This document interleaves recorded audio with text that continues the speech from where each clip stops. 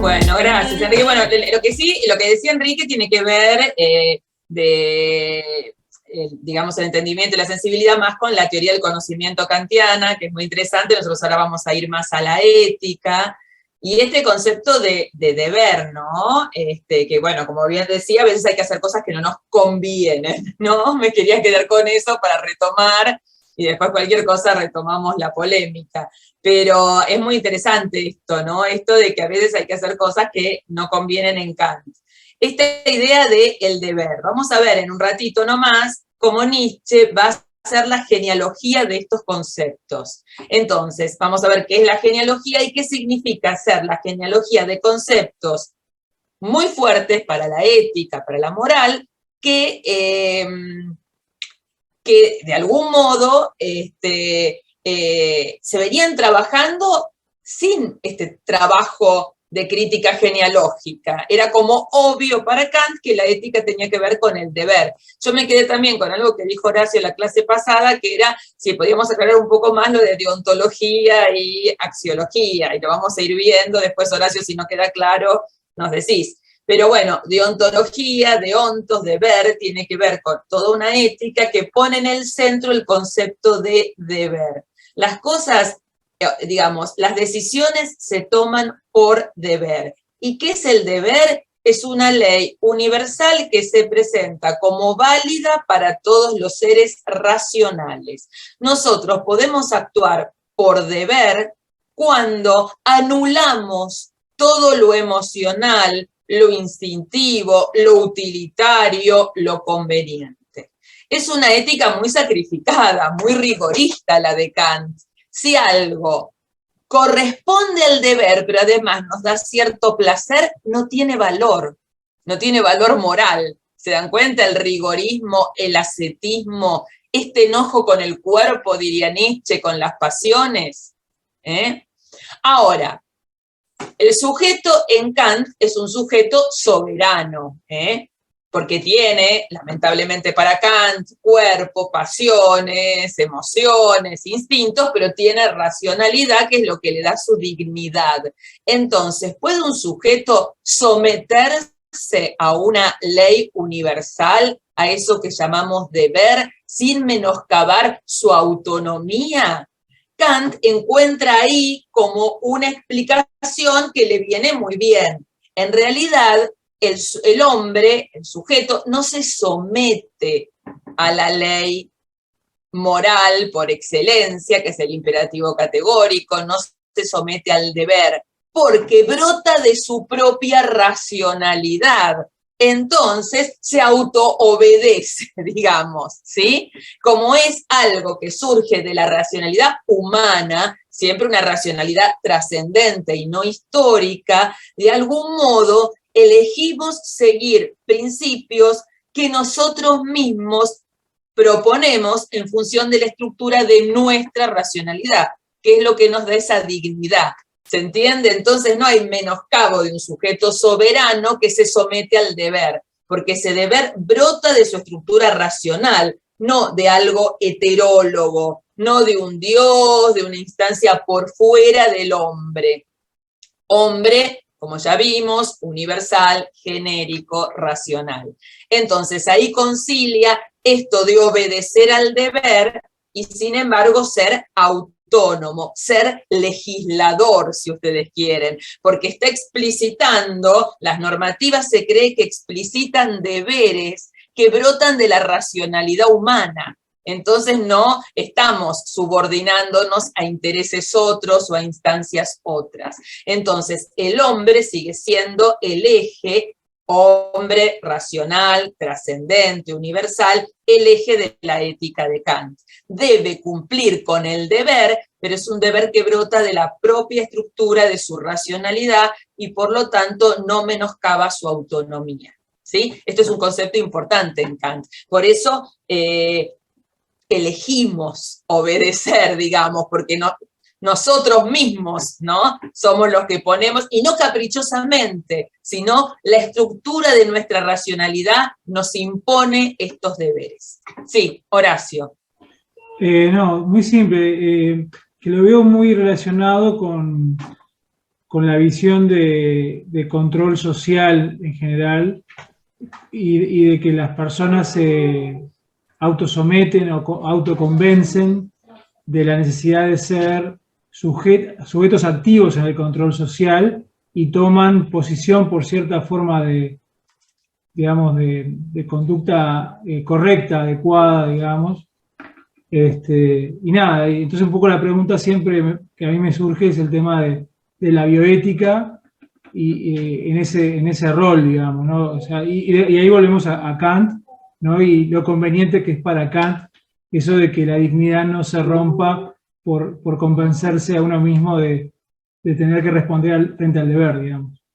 Claro, ese es importante como concepto, ¿no? De que en realidad nos estamos obedeciendo a nosotros mismos y a nuestra estructura racional, que es lo más excelente que podemos tener para Kant, ¿no? Entonces ahí estaría salvada ese sometimiento, si ustedes quieren. Esa ley moral universal, Kant la llama, me olvidé de ponerlo, por eso puse imperativo categórico. Es un mandato que manda de modo absoluto, no un imperativo hipotético. Un imperativo hipotético es sí. Si querés llegar rápido a tal lugar, tenés que tomar este camino. Este camino es bueno si lo que buscas es velocidad. Si querés que este paciente pase mejor los últimos días de su vida, tenés que hacer esto y esto. Pero no es un mandato absoluto, es si querés que no sufra, que no se angustie, le puedes decir una mentirita por ahí para que viva más tranquilo, ¿sí? Pero no es un mandato absoluto, es sí, en esa condición. El imperativo categórico es un mandato absoluto, está por encima de cualquier condición. Y tiene esta forma que es un formato, hay varias formulaciones del imperativo categórico, aquí vamos a dar una muy general, que es el imperativo de universalización. Tengo que obrar de modo tal que pueda desear que lo que me lleva a actuar pueda ser ley para todos. Porque Kant cree que cuando nosotros actuamos mal, lo que hacemos es ponernos como excepción a la ley. Él dice que un ser humano racional no puede dejar de reconocer el deber, no puede dejar de reconocer la ley moral. ¿Puede infringirla? Sí, pero cuando la infringe se pone como excepción. Es decir, si yo mato, violo o robo, ¿puedo querer que eso sea ley para todos? O que sea una prerrogativa para mí, mis amigos. Yo no puedo desear que si soy un ser racional, digamos, ¿no? Que se imponga esto de que la gente puede matarse, robarse o violarse entre sí, porque entonces también me matarían, me robarían a mí y a mis afectos, ¿sí? Entonces, el imperativo categórico es una especie de test, dice McIntyre, ¿no? Como una prueba que yo tengo que hacer cuando tengo alguna duda acerca de qué decisión tomar. ¿Puedo desear que mi motivación sea ley para todos, sea ley universal? Si yo digo, bueno, a esta persona no le voy en una situación biomédica, no, bueno, esta persona está muy grave, pero no le voy a decir porque se va a angustiar, porque esto, bueno, ¿puedo pensar que ocultar la verdad tiene que ser de ahora en más la ley universal? En general, cuando hacemos esas cosas, sabemos que somos una excepción. No queremos que sea ley universal porque nos mentirían a nosotros. Entonces, esto lo lleva a Kant a decir que los seres racionales reconocen el imperativo aun cuando no acomoden sus acciones al imperativo. ¿Se entiende? El reconocimiento está siempre. Este sería como el modo más sencillito de decirlo. El deber que se expresa en este mandato universal, racional, que se llama imperativo categórico, y tiene que ser lo que mueve a mi voluntad. ¿Se acuerda que Kant empezaba diciendo que lo más fuerte que tenemos es la buena voluntad? ¿Qué es la buena voluntad? La que se acomoda al deber. ¿Y qué es acomodarse al deber? Es actuar conforme al imperativo categórico. Mi voluntad puede acomodarse a otras instancias. Mi voluntad puede decidir por otros determinantes que no son precisamente el imperativo categórico.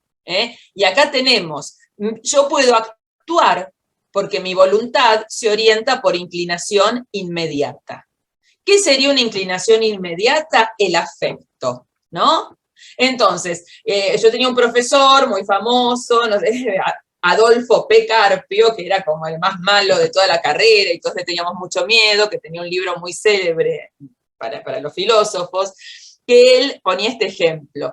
Estamos de noche cruzando un puente sobre un río muy turbulento en una noche de tormenta, sé nadar poco y veo que se está ahogando un hermano, un hijo, un amigo querido. No lo pienso y me tiro a salvarlo y arriesgo mi vida, ¿sí? Eso es una acción por inclinación inmediata, no tiene ningún valor moral para Kant, porque yo lo hice por afecto, por inclinación, por emoción. O puede ser que el que se está ahogando sea un deudor.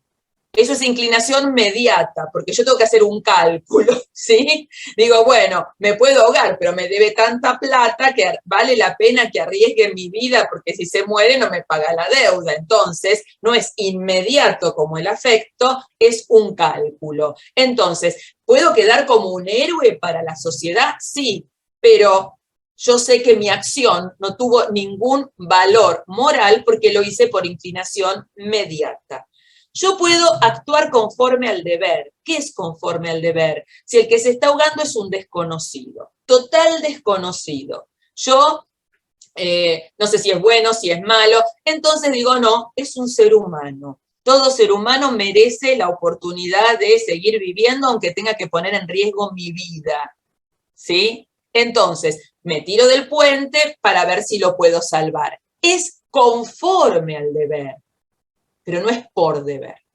Fíjense por qué Nietzsche dice que el imperativo categórico kantiano huele a crueldad. Y no es ser poco caritativa, lo dice Nietzsche, ¿no?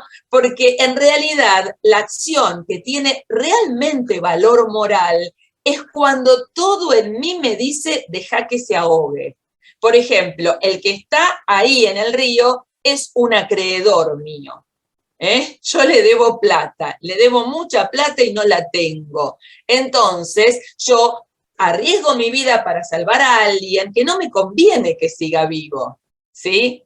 Y lo hago. Esa es la acción por deber, porque todas las emociones, las pasiones, los intereses, las conveniencias, como decía recién Enrique, ¿no? Algo que no me conviene, me dice, bueno, total, ¿quién te va a juzgar? No sabes nadar o sabes poco, la noche estaba complicada, nadie sabe que estabas ahí, ¿no? Sin embargo, arriesgo mi vida para salvarlo por deber. No es lo mismo conforme al deber que por deber. Hay algo bastante masoquista, si ustedes quieren. Pero esto, que puede parecer un ejemplo un poco abstracto de mi profesor, lo podemos llevar al campo de la bioética. Imagínense que llega una persona que nos dicen que es un genocida, ¿no? A una guardia en un estado crítico, y yo sé que quizás de no intervenir con celeridad esa persona muere. Ni siquiera, no es que lo voy a matar,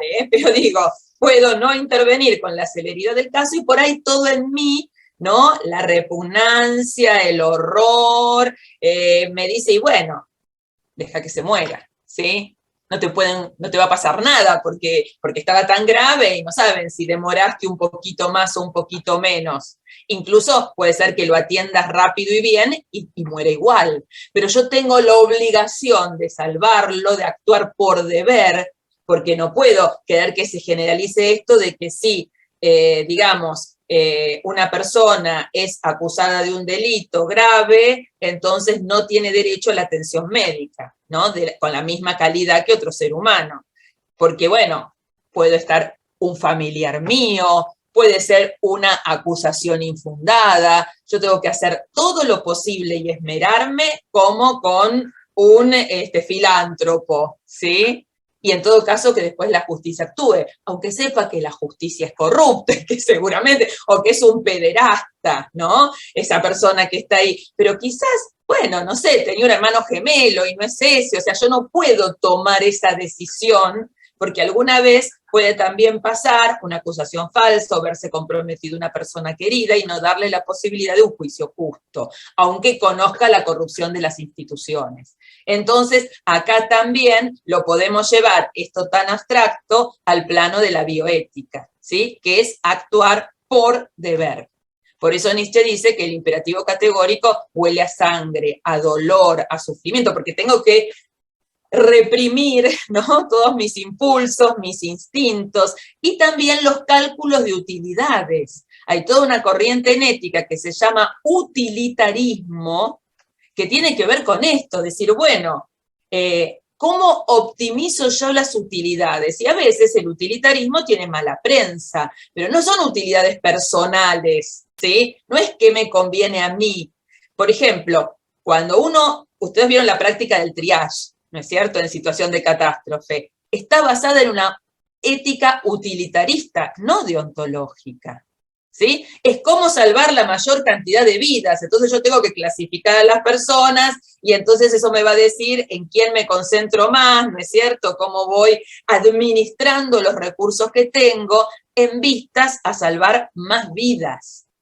Ahora, desde una perspectiva kantiana, eso no estaría bien, porque cada vida vale.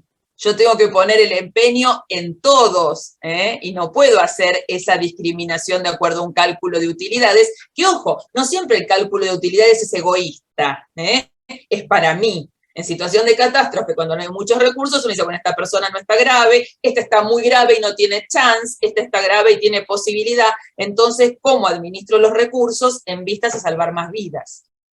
Sin embargo, eso que no es necesariamente un cálculo de utilidades es egoísta, ¿se entiende eso? Pero para Kant igual sería cuestionable, ¿sí? No querríamos que un familiar muera solo en una situación de catástrofe porque no tiene posibilidad de recuperarse y entonces no está en la lista de prioridades, ¿sí? Entonces no podríamos pensar para Kant que esa debería ser la ley universal. Sí, Ariadna. Buenas.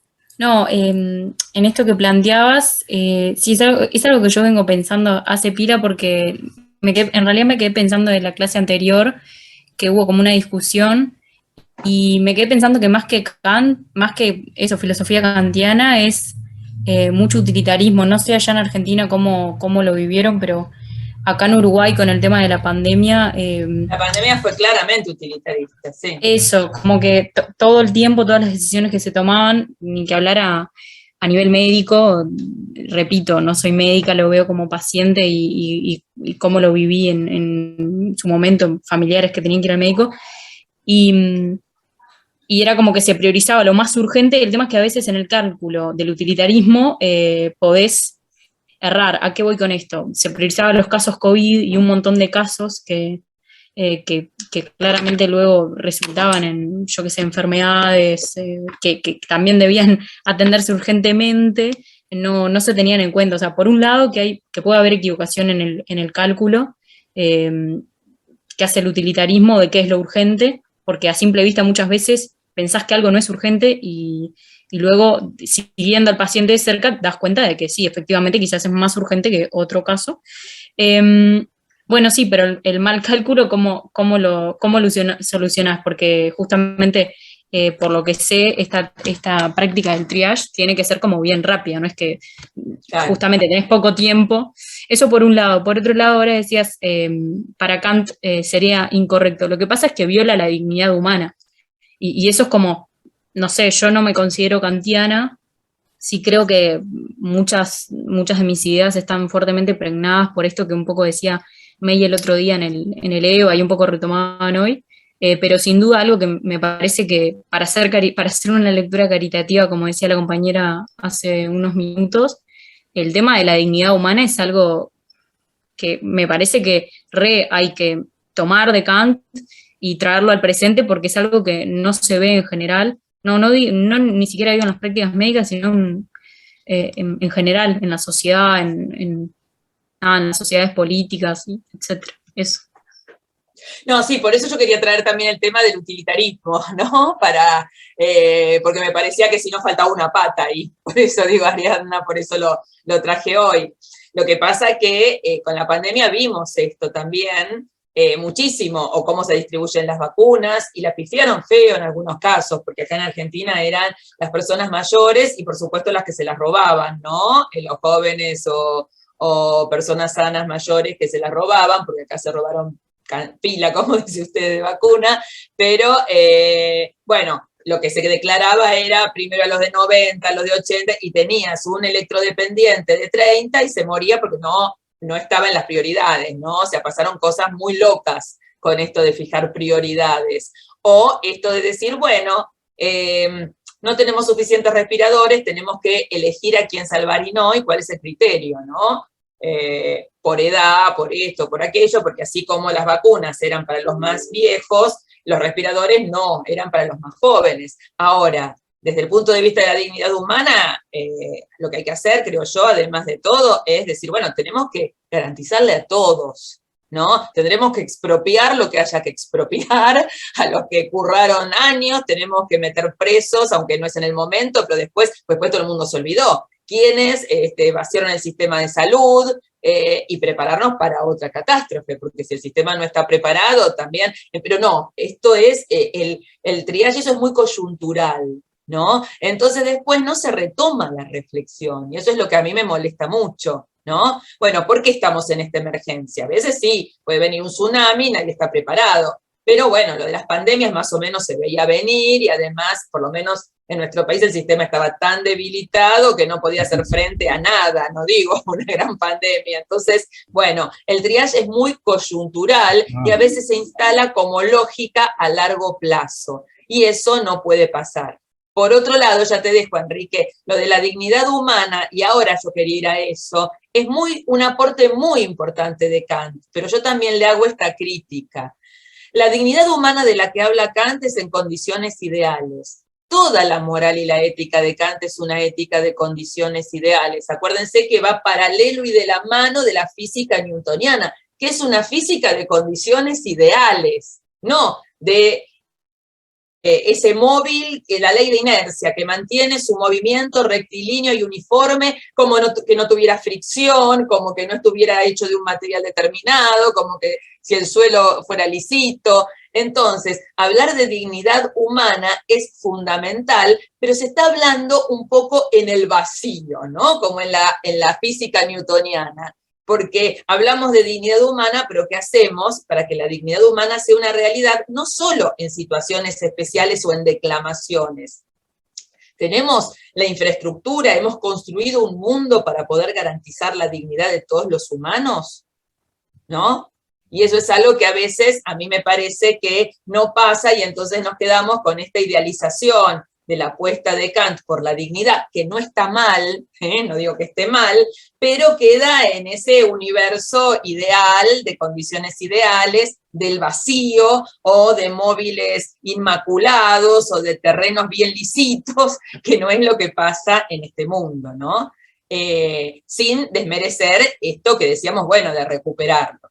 Sí, creo que era Enrique, Carlos y Ariadna, o no sé, bueno, ustedes verán cómo fue el orden. Enrique, ¿puede ser? Sí, yo me voy a meter bien en el núcleo del problema con lo que tú acabas de decir, con el ejemplo que acabas de dar del triaje, que es un tema muy, muy puntual. Es decir, hay un accidente, una catástrofe, y eso se ve claramente. Pero lo que vemos todos los días, y con lo que pasó en la pandemia también, pre y post pandemia, con la vacunación y todo lo demás, pero lo vemos todos los días y a lo largo de todos estos años con los medicamentos de alto precio, que es diferente a decir los medicamentos de alto costo. Los medicamentos de alto precio para las enfermedades neurodegenerativas o para las enfermedades neoplásicas, que tienen un alto precio para pacientes crónicos, pacientes con enfermedad neoplásica avanzada, y que se ofrecen para mejorar ya sea la sobrevida o la calidad de vida de esa sobrevida. Y todo está muy que esos estudios que prometen villas y castillas están muy viciados porque Te perdimos. A ver si vuelve.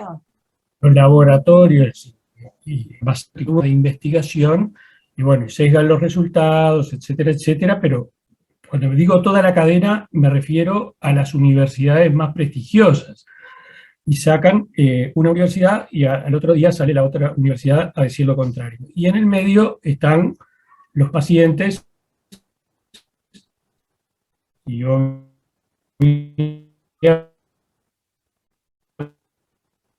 Se corta, Enrique. Salud, no sé cómo hacer. No, bueno, pero, si no, redondeamos, sí. Y bueno, es eso, que eso es un tema cotidiano porque es un tema además un poco perverso, porque los estudios y las personas que estudian ese tema, son críticas con ese problema, están por supuesto mucho más ocultas y no tienen tanta difusión. Y entonces es un tema un poco perverso porque evidentemente hay medicamentos de ese tipo que son efectivos y prolongan la vida y prolongan la calidad de vida. Hay otros que no, porque yo tanto al enfermo como a los familiares, porque algo hay que hacer. Y bueno, ya que está, hacemos todo lo posible. Y cuando el paciente fallece, bueno, nosotros hicimos todo lo posible, aunque el resultado del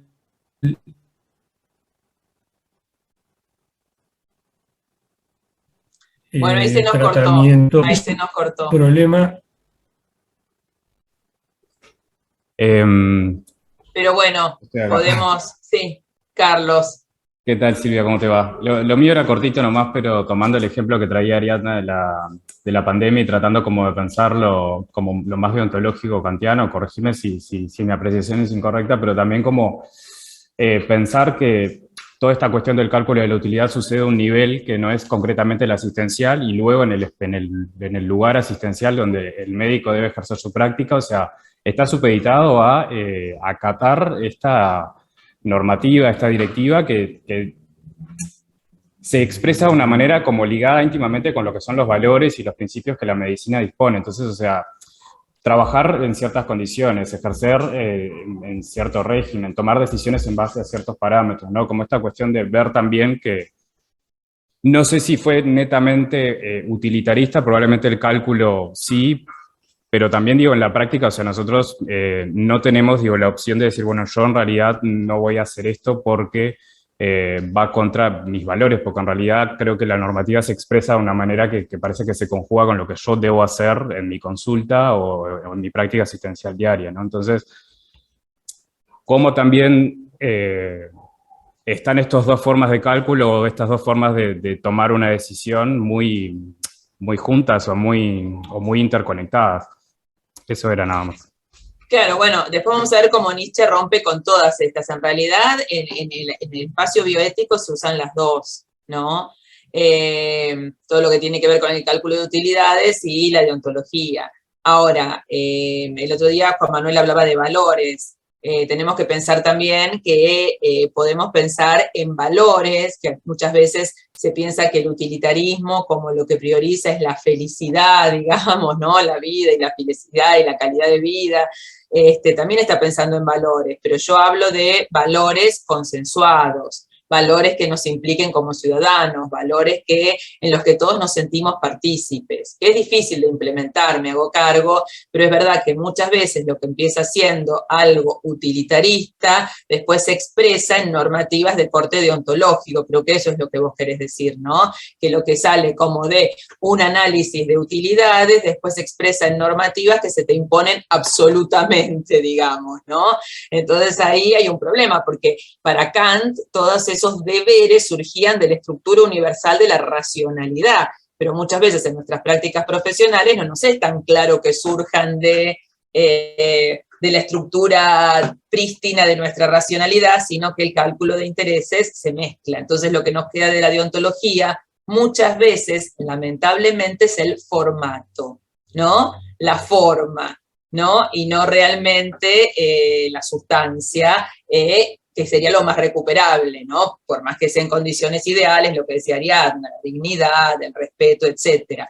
Pero quedó el modo de expresión deontológica que no deja lugar a la excepción, ¿sí? O no debería, ¿sí? Bueno, no sé si más o menos respondo. Y antes, también, bueno, lo que decía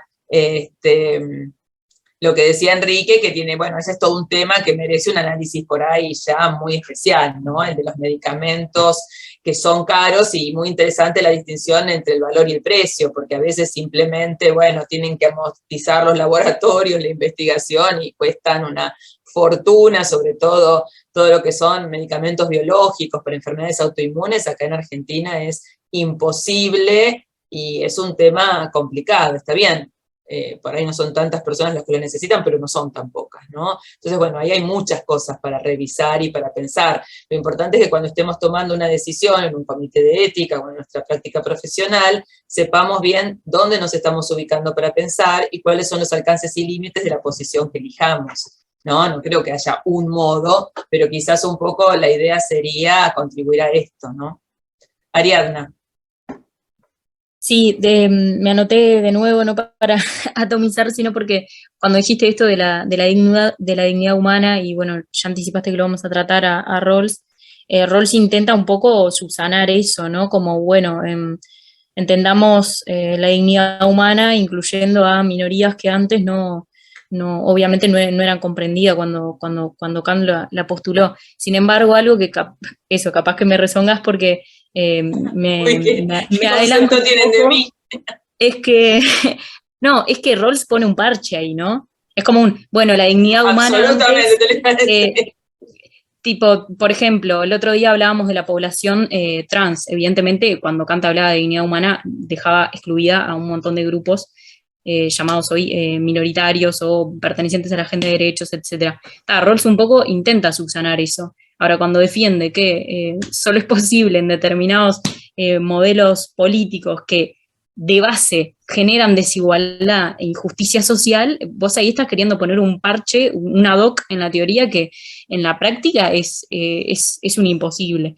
Entonces, si bien creo que puede leerse la dignidad humana a la luz de la actualidad, hay que ver cómo lo hacemos, porque, bueno, personalmente lo he discutido mucho con profesores de filosofía que me defienden que Rawls es como lo más realista que tenemos hoy en día, y un poco yo me posiciono desde lo que decías antes, bueno, pero entonces estamos cayendo en que lo único que nos queda son los consensos con modelos que de base fomentan la desigualdad. Eso por un lado. Por otro lado, algo cortito, y cierro, que dijo Enrique, a mí me hizo acordar al Fondo Nacional de Recursos, y me disculpan, quizás me equivoco los que estén más conocidos en la materia, pero como familiar de una paciente que tuvo que recurrir al Fondo Nacional de Recursos, ese es otro tema donde el tema de la dignidad humana y el cálculo utilitarista está para revisarse, y revisarse como en el buen sentido, porque cuando recién asumí el gobierno que está actualmente, me acuerdo que salió, no me acuerdo el nombre, pero alguien del gobierno,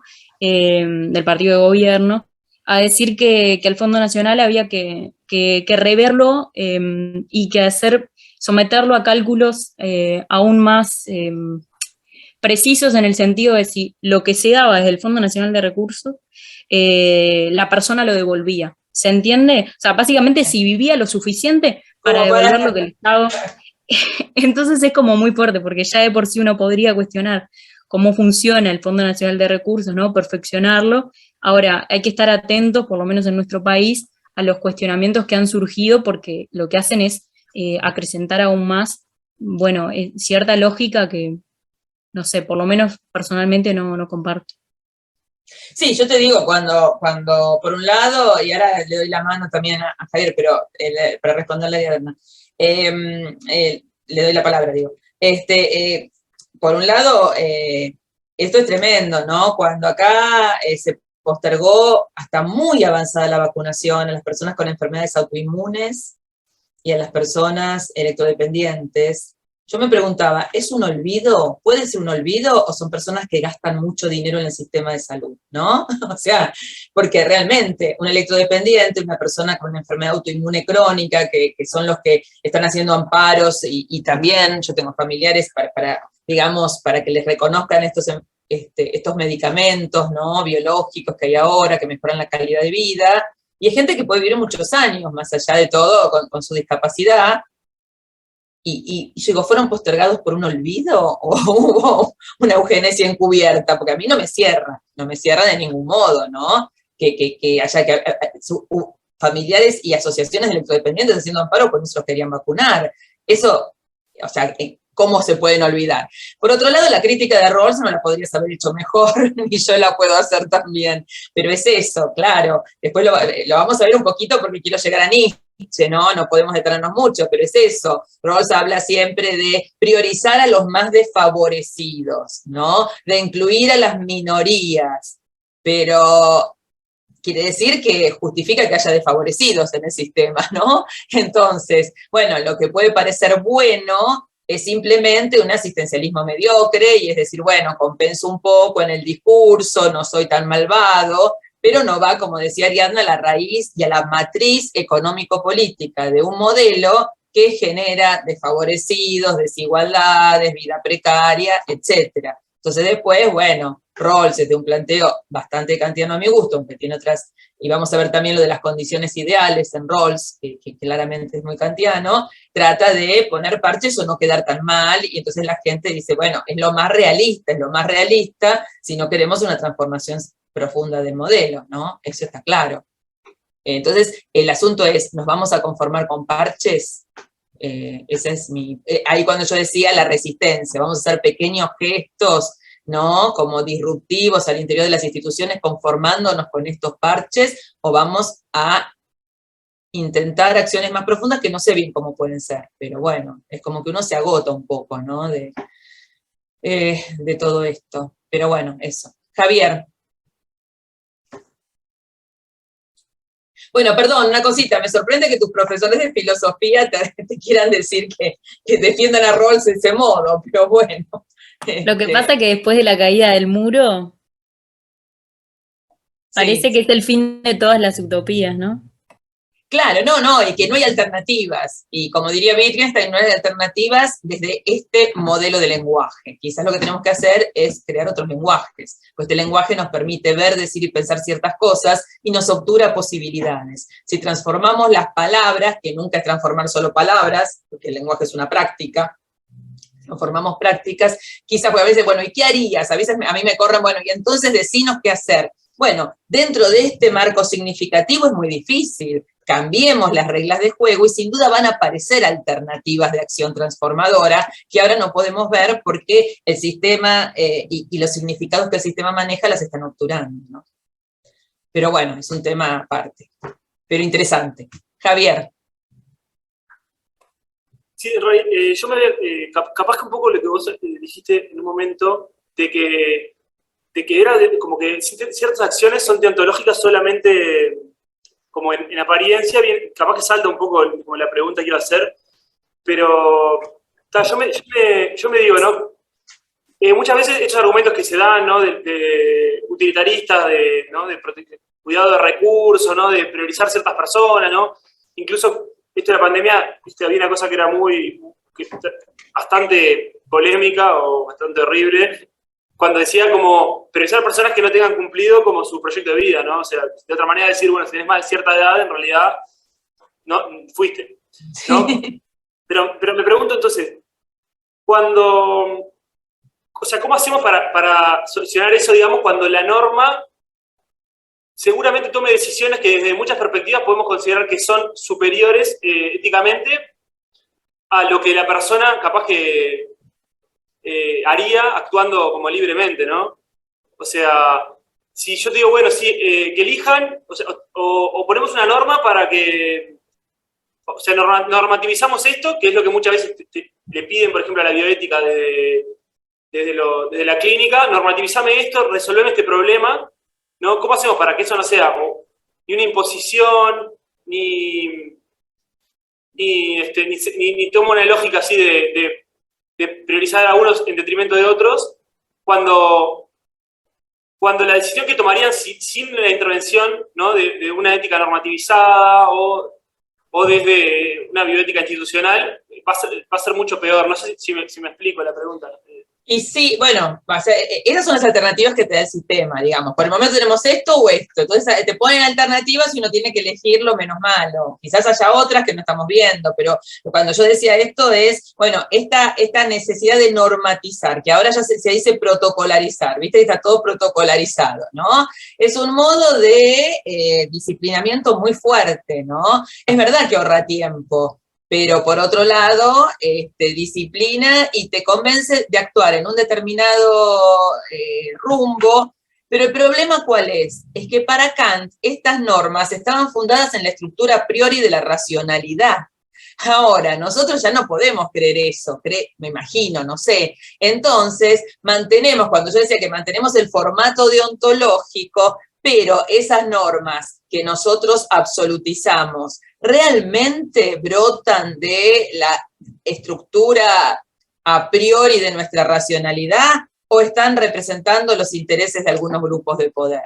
Por ejemplo, Helsinki está francamente escrita en lenguaje deontológico. El lenguaje deontológico es muy útil para algunos, porque tiene toda esa cosa de dignidad, de resonancias kantianas, de solemnidad, pero si nosotros rascamos un poquito vamos a ver intereses de corporaciones varias.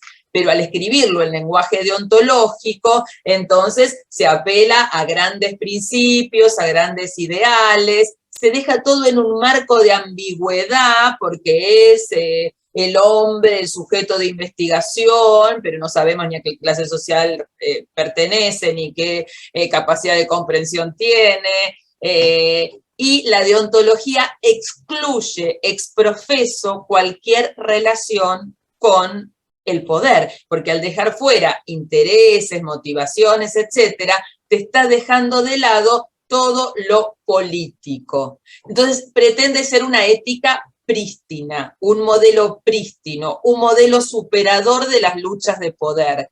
¿Es posible que una obra humana supere las relaciones de poder? Kant, como repito, creía en una estructura trascendental de la racionalidad humana. Pero bueno, eso era propio del siglo XVIII. Quizás algunos lo crean, ya es más difícil. Entonces, ¿qué pasa con un modelo ético que lo vemos en la Declaración de los Derechos del Niño, la Declaración de los Derechos del Paciente, la Declaración de Helsinki, las normas de Sioms, que pretende ser una ética sin política, sin hacerse cargo de lo político, no de la política, de las relaciones de poder?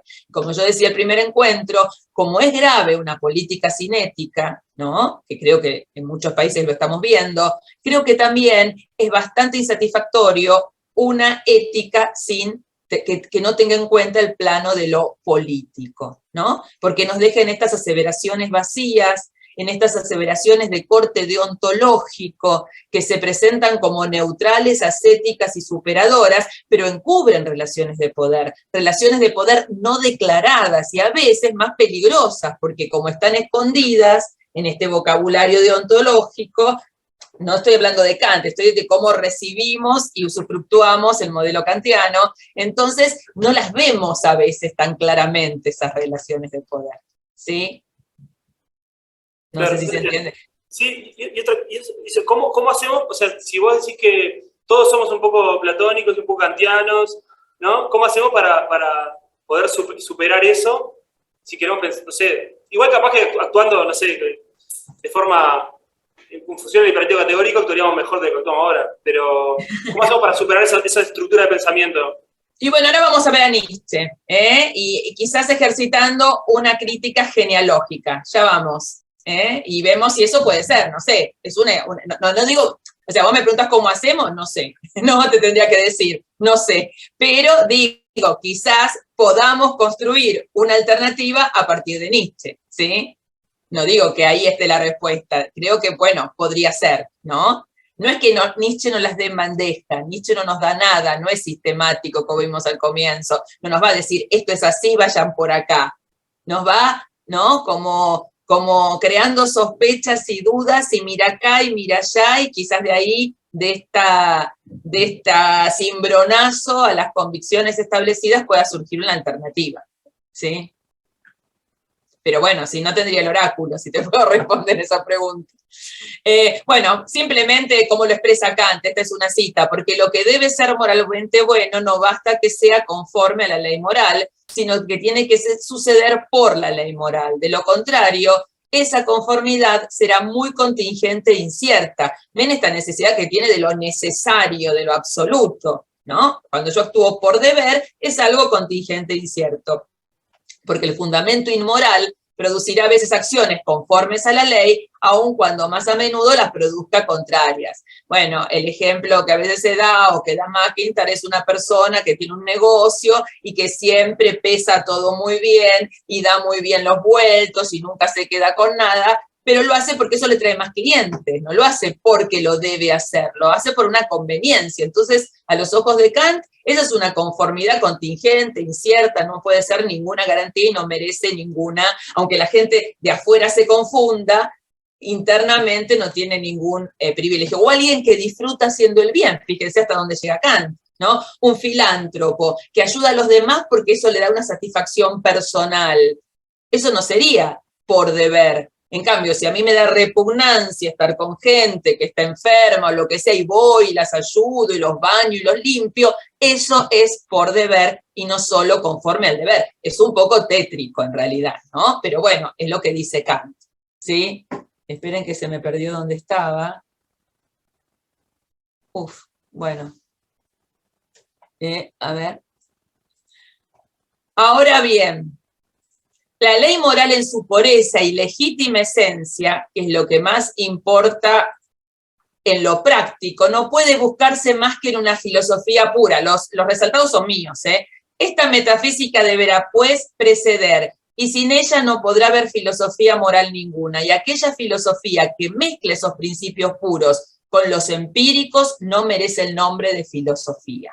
Es decir, esta cosa de ir más allá de lo contingente, de la vida, de eso que Nietzsche va a decir, bueno, pero la vida es esto, las cosas no son tan prolijas, vamos a tratar de esmerarnos por hacer lo mejor que podamos, pero sabemos que somos seres con emocionalidad, con afectos, con historia, con deseos, con pasiones, porque esa pretensión de ser seres puros, razones puras que violentan todos sus deseos. Si alguien que se siente bien ayudando a los demás lo puede hacer mejor que alguien que lo hace con repugnancia, ¿por qué no aprovechar esa tendencia de esa persona, digamos, ¿no? Esta cosa tan rigorista que tiene Kant. ¿Por qué estaría mal, digamos, algo que puede ser útil a los demás y que puede hacerse quizás con más afecto y con más devoción? Simplemente porque produce un placer en el individuo lo vamos a condenar, ¿se entiende? ¿No? Esta cosa entre lo metafísico, lo que está más allá de la fisis, lo que es puro, lo que no está contaminado de materia, de historia, de cuerpo,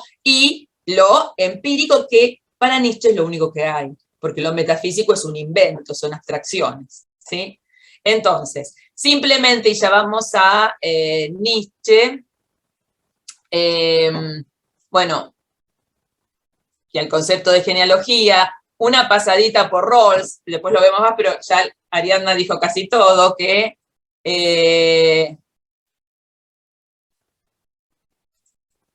¿dónde está?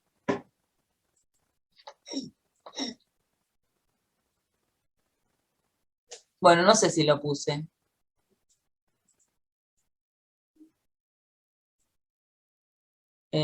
A ver. Rawls.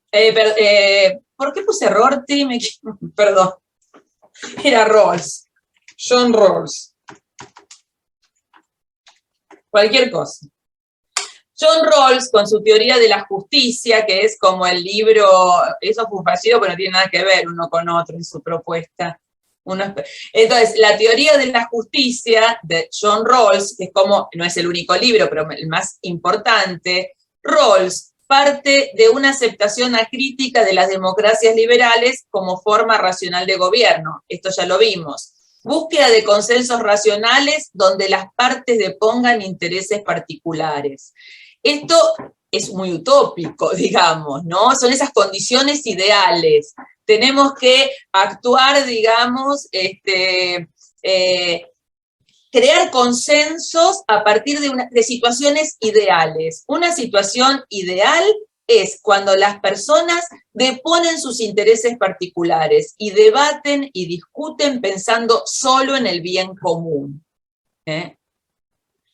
Podemos creer que esto puede pasar, que puede pasar fácilmente. Y habla Rorty, que esto también es muy cuestionado, del velo de ignorancia. Esa búsqueda de consensos racionales tiene que hacerse a través de un velo de ignorancia. Es decir, que cuando las personas debaten, discuten para elegir principios para administrar la justicia en una sociedad, y se usa mucho en bioética con justicia distributiva, no solo justicia retributiva. La justicia retributiva es la de la mala praxis, la que compensa faltas. La justicia distributiva es la que distribuye recursos que por definición son escasos. Bueno, ese debate tiene que hacerse sin que las personas conozcan sus circunstancias específicas. Obviamente que es un cómo sí, todo esto es un cómo sí, porque no es practicable. Digamos, sería como que antes de crear la sociedad, nos reunimos todos y decimos, esta sociedad va a organizarse en base a estos principios de justicia, pero yo todavía no sé en qué país voy a nacer, en qué ciudad me voy a criar, en qué clase social a qué clase social voy a pertenecer, qué coeficiente intelectual voy a tener, qué ingreso mensual voy a tener. Entonces, si yo no sé nada de eso, es más fácil de poner los intereses particulares, ¿se dan cuenta? Ahora, eso es impracticable, porque no es que nos sentamos, somos todos entelequias que no tenemos arraigo en una comunidad, en una historia, en una clase social, en un dispositivo de poder, ¿no? No sé si voy a ser funcionario, voy a ser obrero. Establecemos principios de justicia de modo justo porque yo no sé qué me va a tocar en el reparto. Pero eso es algo que es un ideal que no se puede concretar, porque cuando nosotros nos ponemos a debatir, ya sabemos quiénes somos, qué lugar ocupamos. Entonces él dice, tenemos que hacer como si, en el mejor de los casos. Y eso es una ficción, ¿eh? Tenemos que hacer como si no supiéramos, ¿sí? ¿Qué peso puede tener una ficción como esta a la hora de tomar decisiones que sí afectan los intereses de las personas? Por eso esto sería condiciones ideales, me parece a mí, ¿no? Tenemos que debatir como si no supiéramos. Pero ya lo sabemos, porque no es que somos todos iguales y nos sentamos, no sé si hay una revolución, y tampoco, porque vamos a venir con nuestras historias, nos sentamos y decimos, bueno, yo no sé qué voy a hacer, qué voy a estudiar, qué profesión voy a tener, qué cargo. Entonces ponemos los principios de justicia sabiendo que puedo estar en cualquier lugarcito del sistema. Fíjense qué raro que es esto de Rorty, ¿no? Y él habla entonces, esto que sería esa posición originaria, esa posición de debate en la que estamos todavía cubiertos por ese velo de ignorancia, es algo así como un experimento mental de sociedad que respeta libertades y establece principios de cooperación justa y recíproca. Entonces es como, bueno, un ardid que encontró para, bueno, tratar de decir, bueno, vamos a construir juntos una sociedad que respete las libertades, establezca principios de cooperación, y no lo puse aquí, pero es lo que decía Ariadna, el respeto a las diferencias y el principio de diferencia, precisamente. Es un principio, esto de beneficiar más a los más desfavorecidos, pero no se plantea cómo hacer para que deje de haber desfavorecidos. ¿sí? Porque es bastante hipócrita. Uno dice, bueno, es mejor eso que otra cosa. Y sí, pero es como cuando en bioética se dice proteger a las poblaciones vulneradas, ¿no? La pregunta sería, ¿qué tenemos que hacer para que los vulnerados dejen de serlo? Y no cómo tenemos que protegerlos. Ven que hay mucho de esto en bioética. Todo eso de proteger poblaciones vulnerables refuerza la simetría de poder. Yo, que no estoy vulnerado, te protejo a vos que sí estás vulnerado. Mirá qué bueno que soy. No, lo que hay que hacer es realmente superar esas situaciones de vulneración totalmente indebida e injusta. Entonces Rorty, creo yo, que va por ese camino, así muy abuelo de pájaro, ¿no? Para poder pasar a Nietzsche. No sé si Ariadna vos querés completar con algo más, porque bueno, ha sido rapidito, pero... Y yo puse Richard Rorty, no sé por qué. Sigo diciendo Rorty, me parece, tengo una negación con... Tengo una negación sí, con te iba a decir Rawls. eso, que todas las veces que dijiste Rorty es Rawls, digámoslo así. Ustedes verán que yo tengo una negación con Rawls que no la logro superar y un psicoanalista podría decir mucho de todo esto. Sí, no lo digiero. Lo único, no para agregar, en realidad es como un comentario, porque vos decías ideales, y capaz ni ideales. O sea, no sé si es ideal la idea de plantear una ética ahistórica. No sé, porque es como, no sé, en Nietzsche, de hecho, bueno, ya que entramos con Nietzsche, para no desviarlo tanto, dice que hay que aprender de la historia y hay que aprender de las historias de los llamados locos anormales, ¿no? Hay que ver eso. Entonces, incluso yendo por ese lado, ¿no? Claro, sin duda. Por eso en Nietzsche tenemos el concepto de genealogía, ¿no? Que es un modo de pensar la historia, porque hay mucho que aprender. La historia es la clave. La historia es el remedio contra la metafísica, por decirlo de algún modo simple, ¿no? Es lo que nos trae las cosas aquí ahora, al dispositivo de poder en el que surgieron. Ahora, genealogía es como historia, pero no es del todo historia. Porque hay un modo de hacer historia que podemos decir que es una historia metafísica. La metafísica se nos filtra a los occidentales, desde los griegos, en todas partes. Cuando yo, más allá de la dispersión de hechos naturales, busco leyes científicas, estoy siendo metafísico, ¿sí? Quiero una ley, un principio absoluto que me diga por qué se comportan así los metales o lo que sea y por qué se seguirán comportando así. Y no me confundo, no me conformo, no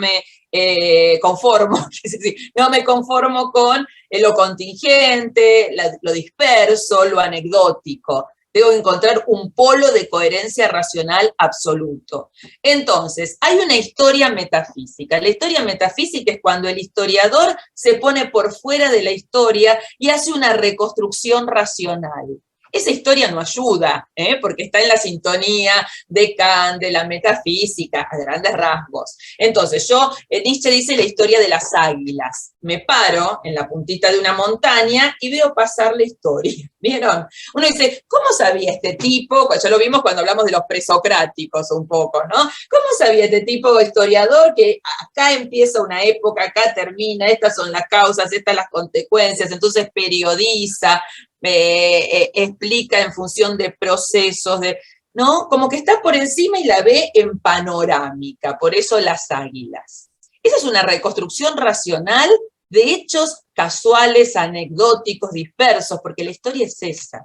Para Nietzsche la historia está signada por rupturas, contradicciones, acontecimientos imprevistos, ¿no? Pero cuando la contamos ordenadita desde esta mirada del águila, tenemos otra ilusión. Por otra parte, está un modo de hacer historia, que es el que reivindica Nietzsche, y por eso habla de genealogía de la moral, que es precisamente la genealogía, y que tiene que ver con hacer un árbol genealógico.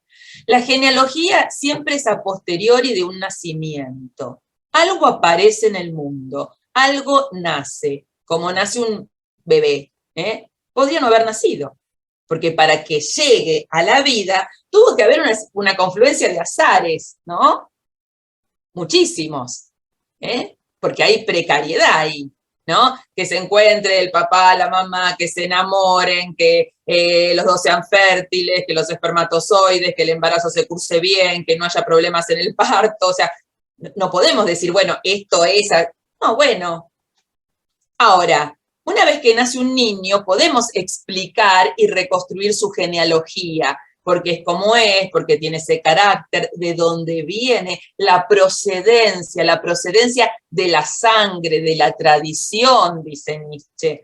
La genealogía es una reconstrucción de esa procedencia, de la sangre, de la tradición, de los poderes que se entrelazan entre las familias, a partir de un nacimiento. En este caso, el nacimiento de la moral.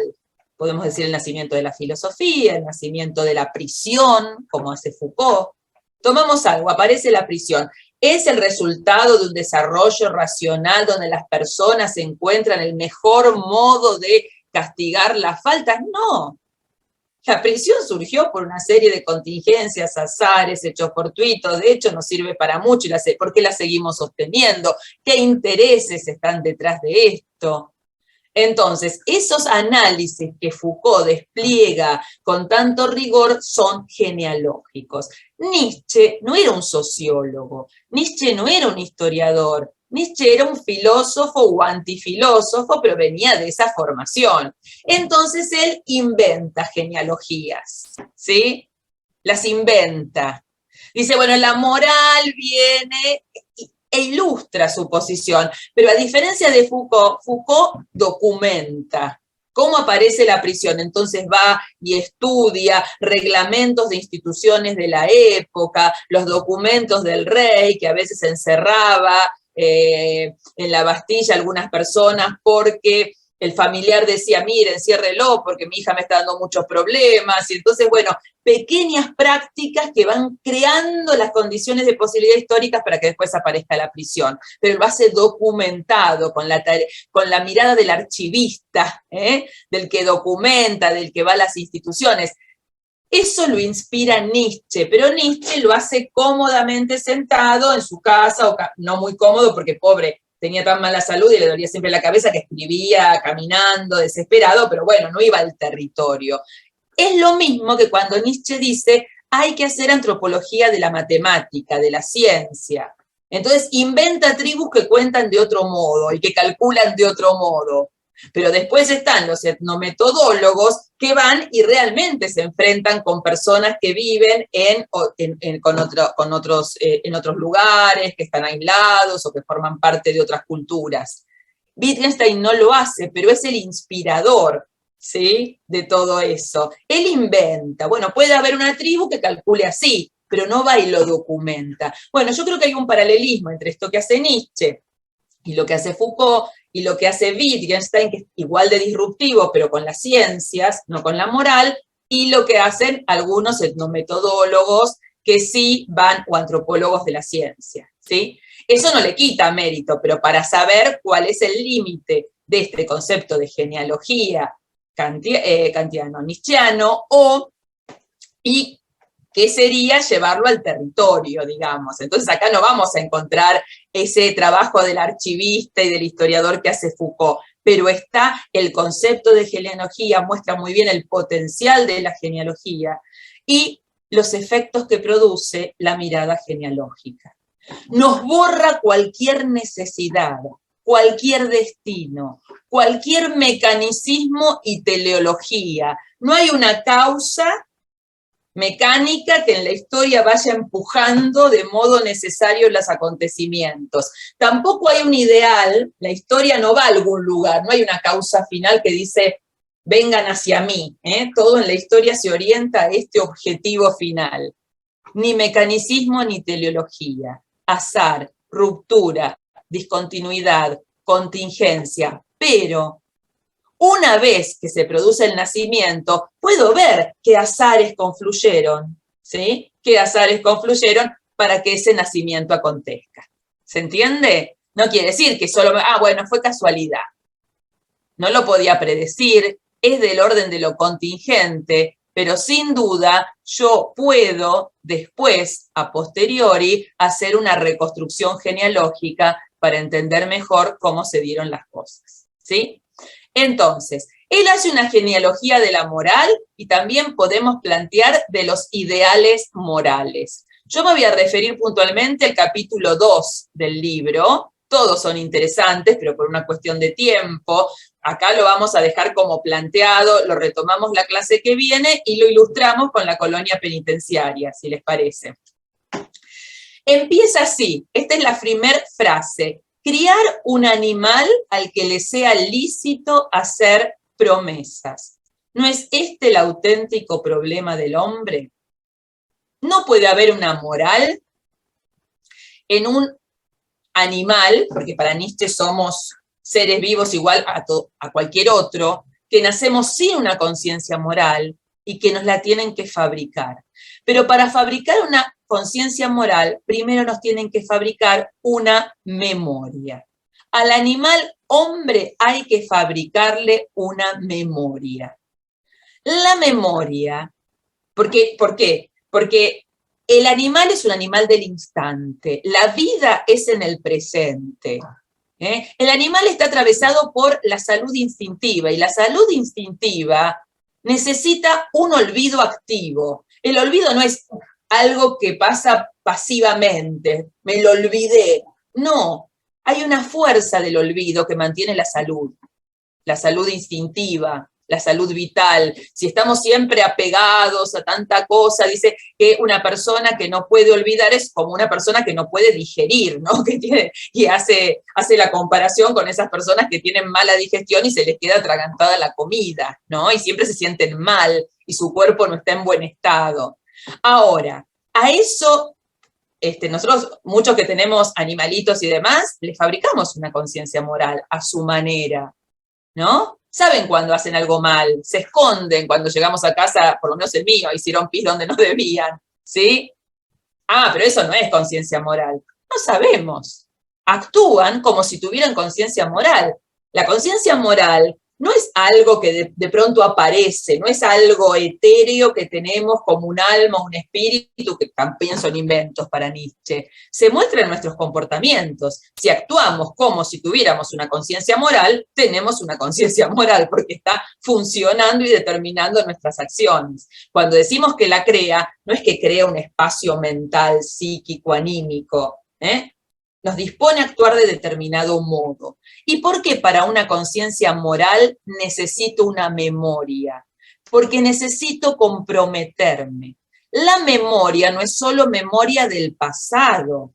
La que le importa a Nietzsche es la memoria del futuro, la memoria de la palabra empeñada. ¿Se entiende? La memoria de la promesa, la memoria del compromiso. Yo me comprometo a respetar estos principios y me tengo que acordar. Para eso tengo que tener una memoria.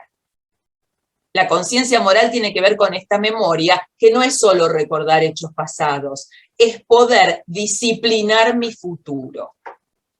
¿Sí? Comprometerme a futuro. Nuestra cultura ha llegado a aberraciones tales como disciplinar el deseo a futuro.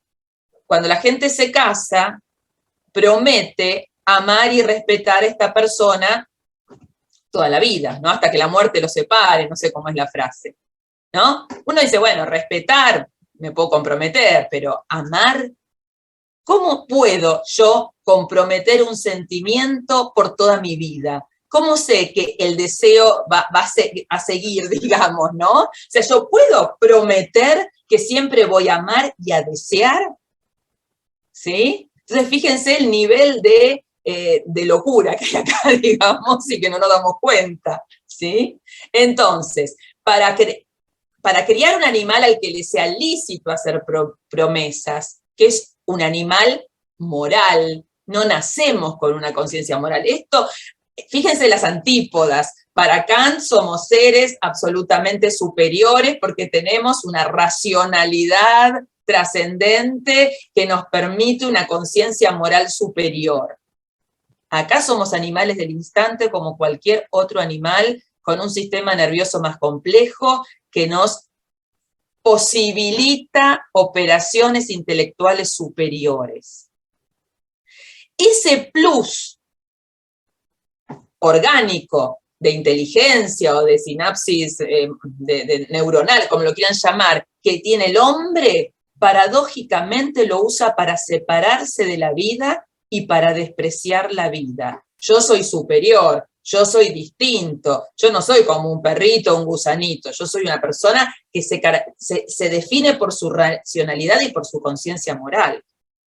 Entonces, me separo de la vida y me siento superior. Entonces, para empezar a crearle al hombre esta conciencia moral, tenemos que fabricarle una memoria. Y no hay memoria sin dolor, sufrimiento, sangre y mortificación. Dice Nietzsche, solo lo que no cesa de doler permanece en la memoria. Todas las citas, no puse la página porque hay diferentes ediciones, están sacadas del capítulo 2 de la genealogía de la moral. Entonces, vamos a empezar a ver, ¿no?, vínculos con el cuento de Kafka. La moral se graba en el cuerpo y con sangre. Es el único modo de que aprendamos a respetar ciertos principios, que nos subordinemos, que posterguemos nuestros intereses, nuestra satisfacción inmediata, etcétera, etcétera. Entonces, acá recuperando la memoria no solo referida al pasado, la memoria de la voluntad para disponer anticipadamente del futuro, el olvido no solo como algo pasivo, sino activo, sino que es una activa y saludable capacidad de olvido. Y revertir esta tendencia saludable enferma al hombre, convirtiéndolo en un ser previsible y domesticable. Acá por ahí decía May que no le gusta mucho Freud. Algunos creen ver en este texto de Nietzsche una anticipación muy particular, porque Nietzsche no tenía ninguna pretensión científica. Si bien algunos dan a Freud como un maestro de la sospecha, y sin duda lo fue, pero hay una pretensión de cientificidad en Freud, que Nietzsche no tenía en absoluto, ¿no? Pero algunos creen ver un nexo con un escrito de Freud, que es El malestar en la cultura, ¿no? No con toda la obra de Freud, pero sí con esto del malestar, las neurosis que acontecen porque la civilización no nos deja expresar nuestros instintos. Entonces los reprimimos y se vuelven contra nosotros. Y tenemos ataques de pánico, histerias, etcétera, ¿no? Neurosis. Acá habrá expertos por ahí en medicina que lo pueden explicar mejor. Yo no soy experta en Freud, pero bueno, todo esto de esas enfermedades de la civilización, de la cultura, ¿no? Esto de el neurótico que es ordenadito, prolijito, ¿no? Controlador del entorno y controlador de sí mismo. Todos somos neuróticos, dice Freud, ¿no? Por el hecho de estar socializados, por supuesto, hay estándares, cuando ya la vida se complica mucho, pero más o menos, digo, todas las personas normales, ¿no? Lo que se considera dentro del ámbito de la normalidad. Hay otras patologías que ya son complicadas. Ahora, dentro de lo normal, la neurosis es esta patología de la civilización que Nietzsche de algún modo anticipa. Los instintos que no pueden satisfacerse nos enferman, ¿no? Y esta enfermedad es una enfermedad social, una enfermedad que empobrece el cuerpo, que empobrece los instintos, y la filosofía, la ciencia, todas las manifestaciones de la cultura occidental de las que nos enorgullecemos tanto, tienen que ver con esta enfermedad de base, ¿sí? Esta inconformidad con la vida, con lo que somos realmente, ¿no? Con querer algo metafísico, con querer algo trascendente. Y en ese sentido, Kant, así como es un máximo exponente de la tradición intelectual y filosófica de Occidente, también es un representante eminente de esa enfermedad, ¿sí? Que surge con Platón y Sócrates y llega, dice Nietzsche, hasta Nietzsche. Él cree que él puede terminar con eso, puede anticipar una recuperación de la salud, que no va a ser inmediata. Nietzsche dice, si nos logramos recuperar mucho tiempo vamos a ser convalecientes, porque es una enfermedad de 2500 años. No nos podemos sacar de encima una enfermedad de 2500 años que asoló Occidente tan rápido. Además de la que estamos orgullosos.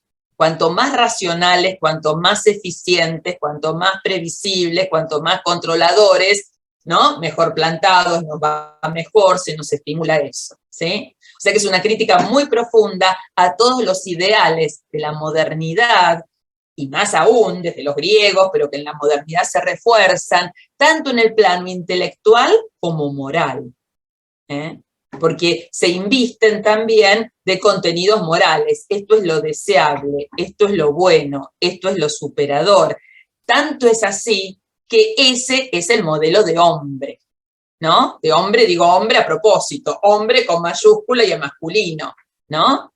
Los que no logran internalizar o disciplinarse en este modelo son casi subhumanos, ¿eh?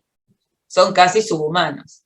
Perdón por traer acá a colación un meme, me da un poco de vergüenza, pero el otro día me mandaron uno que decía, si usted quiere bajar el estrés en relación con la guerra de Ucrania, piense que los ucranianos son palestinos y que Rusia es los Estados Unidos, ¿eh? Seguramente va a sufrir menos, ¿no? Porque, bueno, no son tan humanos, parece, ¿no? ¿Cierto? O que son somalíes, y bueno, se baja el nivel de estrés, de angustia, porque hay grados de humanidad, pero esos grados de humanidad tienen que ver precisamente con estos ideales que son intelectuales y morales al mismo tiempo. Son más dignos, son más personas, porque cumplen con estos parámetros de la racionalidad occidental. Sus muertes duelen más, su sufrimiento duele más, porque responden al ideal de humanidad que fue creado de este modo. Y esto lo advertimos cuando hacemos la genealogía. ¿Sí? ¿Se entiende más o menos? Bueno, como verán, es algo mucho más disruptivo. Vamos a ver después algunos pasajes que son Foucaultianos. Hay cosas que Foucault toma de este segundo tratado que son casi como que las toma así, tal cual, ¿no? No sé si las voy a encontrar ahora, pero las toma... Fíjense, aparece entonces la conciencia con un repertorio de ideas no, pero no era, sí. Bueno, esto lo vamos a ver la vez que viene. Pero había uno donde, no, me parece que lo marqué para leerlo del texto, que lo leemos acerca del control de la norma, de normalizar, de ajustarse a la norma, y es Foucault. Y sin embargo, es Nietzsche, digamos, ¿no? Pero hay partes, si bien Foucault lo historiza y lo lleva a las instituciones, son palabras que después toma Foucault y que muchos las conocemos mucho más por Foucault, pero está muy fuerte en Nietzsche, ¿sí? Bueno, y para finalizar, entonces, cerrando ya lo de Kant, la relación de Kant con la Ilustración, la ciencia y el Estado, el poder de la razón en todos los planos, epistémico, ético y político, y la idealización de la república y la figura del contrato. Suscribimos un contrato. Rawls, en la línea de, lo dije bien ahora, Rawls, en la línea de Kant, es un contractualista. Todo esto de ceder libertades en función de una convivencia civilizada y justa, nos pone como firmantes de un contrato que es una ficción, porque ¿quién firmó ese contrato? Alguien nos preguntaron si lo queremos firmar, quisimos firmar. Entonces, todo esto tan racional, y fíjense la paradoja, todo este modelo tan ascético, tan racional, tan rigorista, dicen algunos autores que se basa en ficciones. La ficción del contrato. La ficción, la lógica ficcional es la lógica del cómo sí. Hacemos como sí, fingimos. Hacemos como si firmamos un contrato. Hacemos como si respetamos los derechos humanos. Hacemos como si decidimos bajo un velo de ignorancia, como dice Rawls. Pero en este modelo tan impecable, racional, universalizable, formal, lo que hay son ficciones. Una lógica de la ficción, del cómo sí, de la impostura, diríamos, ¿no? De la impostura. Por eso hay algo, en lo personal a mí, que me molesta un poquito, ¿no? De esos discursos. Y, en palabras de Nietzsche, sería esa impostura de las ficciones que están por debajo de estos modelos tan moralistas, moralizantes, universalizables de la dignidad humana, que no es que tenga algo malo la dignidad humana, pero sí hay algo de impostura en esas declamaciones. ¿Sí? Bueno, para pensar. Pueden leer, sí, pueden leer el capítulo 2 y el cuento, ¿no? En la colonia penitenciaria estaría bueno, me parece. Así lo discutimos. Terminamos un poquito de ver esto de Nietzsche y ya nos ponemos a debatir. Silvia. Pero ven que no es nada más que criticarlo desde una posición filosófica diferente, como podría ser de ontología, utilitarismo, ¿no? No, es demoler toda la propuesta, ¿sí? Occidental de una ética asequible a partir de la racionalidad. Silvia, sí. Bueno, excelente la propuesta y me parece que es como un desafío, ¿no? Sobre todo en esto de la primer consigna de pensar nuestra práctica. Y me parece que esa consigna sigue abierta y está bueno que a veces no podemos participar todo lo que quisiéramos acá, pero podemos ir al EVA, que está el intercambio y conversarlo ahí. Bueno, también la idea era dejar un tiempo importante, ¿no? En la próxima reunión para debatir. Claro. Además, con el panorama, no es que no podamos debatir ahora, pero ya teniendo un poco más sobre la mesa todas las cartas. Sí, la próxima es la última sesión. Nosotros yo les puse en el chat, no sé si lo chequean, pero todas las consultas que hicieron también, el planteo sobre EVA, sobre cómo matricularse, si chequean el chat van a estar todo el correo, porque hay que hacerles un usuario en EVA para que puedan entrar, ¿sí? Y bueno, proponerles que en EVA también está la bibliografía disponible y sugerida, proponerles que la lean y que lo comentamos el próximo encuentro, ¿les parece? Acá estoy viendo que hay muchos chats acá, pero son más, a ver, Juan sí puso uno acerca de la dignidad humana, que después lo voy a leer con decisión, con detenimiento, digo, no decisión. La dignidad humana acá sería tomar siempre al otro como un fin en sí mismo y nunca como un medio en suma. Claro, bueno, acá lo que pone Juan es muy importante, que es otra, no sé, estás Juan, sí, que es otro modo, porque tiene varias formulaciones el imperativo categórico. Yo porque no quería dejar de ver Nietzsche. La que yo les di es una de las primeras formulaciones, pero hay otra que tiene que ver con actuar de modo tal de tomar a la humanidad siempre como fin y nunca como medio. Si somos una comunidad de legisladores morales, porque todos establecemos el deber absoluto, porque tenemos esa racionalidad que es la máxima dignidad del hombre. Ojo, fíjense acá, el hombre es digno porque es portador de esa racionalidad universal, ¿no? Entonces, actuar de modo ético es tomar al otro siempre como fin y nunca como medio. Y es difícil de lograr eso, ¿eh? Es difícil.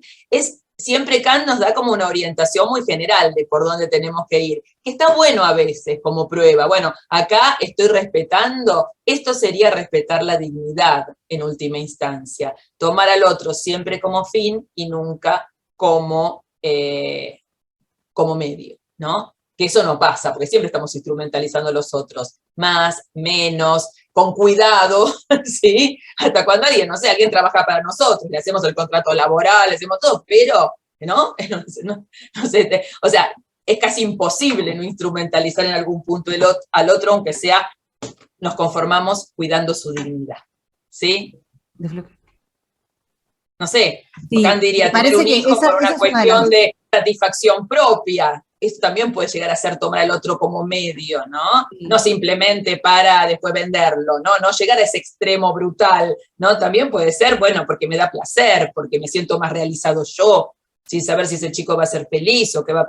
Entonces, es llevado al extremo, a mí me complica mucho. Otra cosa es la mediatización, instrumentalización brutal del otro, ¿no? Pero si lo llevamos a las obviamente, pero si lo llevamos a las últimas consecuencias es medio paralizante, porque todo termina, en definitiva, en algo complicado, ¿no? ¿Cómo hacemos? Hasta cuando queremos a alguien, lo queremos, pero porque no podemos vivir sin esa persona. O sea, es muy difícil, ¿no? Esta propuesta kantiana, por eso esto de tanto ascetismo. Sí, en general la propuesta que hacemos con estudiantes es la de pensar, porque eso en la educación en salud se ve mucho, ¿no? Instrumentalizar a la persona. La de compartir objetivos comunes, ¿no? Y entonces es eso de acompañarnos, el otro no es un medio, es alguien que, al que yo acompaño en un proceso y él me acompaña a mí en otro proceso. Y eso tiene que ver con el respeto, con la identificación del otro como parte de ese proceso y no como un objeto, ¿no? En el que yo voy a decidir sobre él, sobre su cuerpo, sobre su voluntad. Pero me parece que esto les quiero compartir una cosa, un proceso de debate que estamos teniendo en la unidad que me parece que es súper interesante porque en general, ¿a quién le atribuye Kant estas cosas, no? Cuando dice, bueno, al hombre, pero está pensando, por supuesto que es masculino, pero también racional. ¿Y qué pasa? ¿Qué pasa con las situaciones cuando no cumple con todos esos requisitos que Kant plantea, ¿no? Y lo actual y novedoso sobre el atributo de persona o la categorización de persona a animales no humanos, ¿no? Que es algo que se está dando y bueno, que pensamos hacer otro ciclo de actividades similares a este con esa idea, ¿no? La de por qué puede existir un primate o algún otro animal no humano que pueda tener la categoría de persona. Bueno, ese es el planteo, ustedes conocen a Peter Singer, sin duda, sí, ¿no? Que claro, es muy polémico, porque él va a decir, bueno, si el principio, o sea, por un lado tenemos esto de lo religioso, ¿no? El hombre hecho a imagen y semejanza de Dios. Por otro lado tenemos lo de Kant, de la racionalidad. Ahora, en algún punto se confunden en las normativas y las deontologías, porque parece que una persona en coma o un bebé recién nacido, también que no puede decir la racionalidad potencial, pero tiene más derechos que un, digamos, mamífero superior, ¿no? Que tiene un nivel de desarrollo intelectual más avanzado que una persona con daño cerebral irreversible o un niño recién nacido, ¿no? No solo un discapacitado. Entonces, bueno, porque experimentaríamos con un chimpancé adulto y no con un niño recién nacido. Y es muy violento el planteo. Pero dice, bueno, creo que lo está diciendo como, seamos coherentes, ¿no? No porque lo vayamos a hacer, pero fíjense esto de las imposturas, ¿no? O sea, a veces queda lindo decir ciertas cosas, pero después, si las llevamos a la práctica, nos estamos contradiciendo flagrantemente, ¿no? Entonces, esto de la impostura, más allá de las declaraciones deontológicas que suenan tan lindas. Y por eso produce tanto rechazo Singer. Hay países donde no pueden ni aterriza el avión y no lo dejan bajar, eso es medio una locura. Bueno, eso entonces. Nos vemos el jueves que viene, entonces. Bueno, chao, hasta el jueves. Chao. Gracias, Silvia.